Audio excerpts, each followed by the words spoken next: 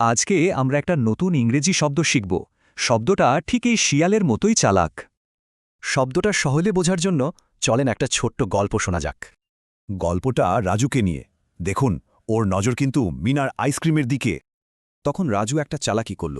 সে মিনার মনোযোগ অন্যদিকে সরানোর চেষ্টা করল। আর মিনা যেই অন্যদিকে তাকালো, রাজুর সাথে সাথে আইসক্রিমটা নিয়ে নিল। এই যে রাজু চালাকি করে মিনাকে ঠকালো, এই ব্যাপারটাকে ইংরেজিতে বলে গাইল। মানে গাইল হল কাউকে ঠকানোর জন্য চালাকি বা ছলচাতুরি করা।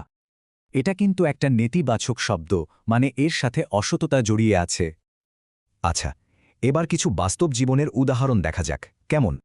এই বাক্যটা দেখুন, এখানে ব্যবসার ক্ষেত্রে গাইল ব্যবহার করা হয়েছে। মানে ব্যবসায়ী নিজের লাভের জন্য এমন চাল চেলেছে যা শুধু তার পক্ষেই গেছে। এবার রাজনীতির একটা উদাহরণ দেখি। এখানেও গাইল ব্যবহার হতে পারে। এই রাজনীতিবিদের ক্যারিয়ারটাই মিথ্যে প্রতিশ্রুতির ওপর তৈরি।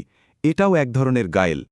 তবে চালাকি কিন্তু সবসময় কাজ করে না। এই শেষ উদাহরণটা দেখুন। এখানে গোয়েন্দা কিন্তু সন্দেহভাজন ব্যক্তির চালাকি ধরে ফেলেছেন। সত্যিটা বেরিয়ে এসেছে। তাহলে শব্দটা সহজে মনে রাখার উপায় কি? খুব সোজা, শুধু চালাক শিয়ালের কথা মনে রাখুন। শিয়ালের ধূর্ত বুদ্ধিটাই হল গাইল। একটু ভেবে দেখুন তো, আমাদের চারপাশেও কি এমন গাইল চোখে পড়ে?